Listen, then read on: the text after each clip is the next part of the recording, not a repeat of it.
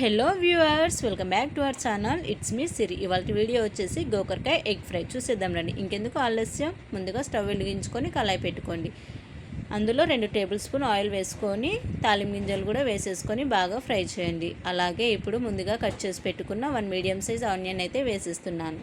అలాగే 2 పచ్చిమిర్చిలు కూడా వేసేసి బాగా ఫ్రై చేస్తున్నాను. ఇప్పుడు అందులోనే కొంచెం అంతా పసుపునైతే యాడ్ చేసుకోండి. అలాగే 1 టేబుల్ స్పూన్ సాల్ట్ని కూడా మీ రుచికి సరిపడా సాల్ట్ని అయితే యాడ్ చేసేసుకోండి. ఇప్పుడు బాగా కలిపేసి అందులోనే ఒక రెమ్మ కరివేపాకుని అయితే యాడ్ చేయండి. ఇప్పుడు ముందుగా ఒలిచి పెట్టుకున్న గోకరకాయని అయితే కడిగేసి పెట్టేసుకున్నాను. ఇప్పుడు ఆ గోకరకాయని కూడా తాలింపులో వేసేసి బాగా ముక్కలకి పట్టేలాగా పసుపు ఉప్పు బాగా కలిపేసి మూత అయితే పెట్టేసుకొని మగ్గనివ్వండి. ఇప్పుడు అవి మగ్గుతూ ఉండగానే నేనైతే 7 నుంచి 8 వరకు ఎల్లిపాయలను అయితే ముందుగానే దంచి పెట్టేసుకుంటున్నాను. మధ్య మధ్యలో అలా మూత తీసి కలుపుతూ ఉండండి, లేకపోతే అడుగంటిపోతుంది. ముక్కలు బాగా మెత్తగా మగ్గే వరకు అయితే మధ్య మధ్యలో మూత తీసుకొని కలుపుతూ ఉండండి. చూస్తున్నారు కదా, ఇంకా ముక్కలు అనేది మగ్గలేదు గోకరకాయ. సో అందుకని నేనైతే మళ్ళీ మూత పెట్టేసి మగ్గనించాను. చూడండి, కలర్ కూడా కొంచెం చేంజ్ అయ్యి మెత్తగా అయిపోయాయి. ఇప్పుడు అందులోనే నేను 3 గుడ్లను అయితే వేసేస్తున్నాను. చూసారు కదా, 3 ఎగ్స్ని అయితే వేసేసాను. మూత పెట్టేస్తున్నాను. బాగా కలపకండి, కొంచెం లైట్గా కలిపేసి మూత పెట్టండి. 3 వేసానండి, సరిపోదేమో అని మళ్ళీ ఇంకొక ఎగ్ని కూడా యాడ్ చేశాను. అందులో మొత్తం అయితే 4 ఎగ్స్ అయితే వేసాను.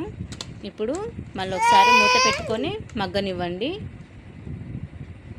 చూస్తున్నారు కదా, ఎగ్ అనేది అలా బాగా ఫ్రై అయిపోయిందండి. ఇప్పుడు బాగా కలిపేసుకొని మన స్పైసీకి సరిపడా కారాన్ని అయితే యాడ్ చేసుకొని నేనైతే 2 టేబుల్ స్పూన్లు కారాన్ని అయితే యాడ్ చేశాను. యాడ్ చేసి బాగా కలపండి. అట్లా బాగా ముక్కలకి పట్టేలాగా అయితే బాగా ఫ్రై చేసేసుకోండి. కారం అనేది పచ్చివాసన పోవాలి కాబట్టి కొద్దిసేపు మూత అయితే పెట్టి మగ్గనిద్దామండి. ఇప్పుడు ముందుగా దంచి పెట్టుకున్న ఎల్లిపాయలను అయితే యాడ్ చేసేసాను. ఎల్లిపాయ ఫ్లేవర్ అనేది బయటికి వెళ్ళకుండా ఉండడం కోసం కొద్దిసేపు మూత పెట్టి మగ్గనిద్దామండి.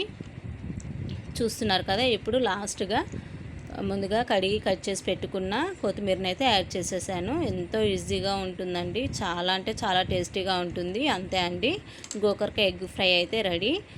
చూస్తున్నారు కదా, చాలా టేస్టీగా ఉంటుంది. రైస్లోకైనా చపాతీలోకి అయితే ఇంకా సూపర్గా ఉంటుంది. చాలా అంటే చాలా ఈజీ అండి. మీరు కూడా ఒకసారి ట్రై చేసి చూడండి. ఈ వీడియో కనుక మీకు నచ్చితే లైక్ చేయండి, షేర్ చేయండి, సబ్స్క్రైబ్ చేసుకోవడం మాత్రం మర్చిపోకండి. అంతే అండి, బాయ్ బాయ్.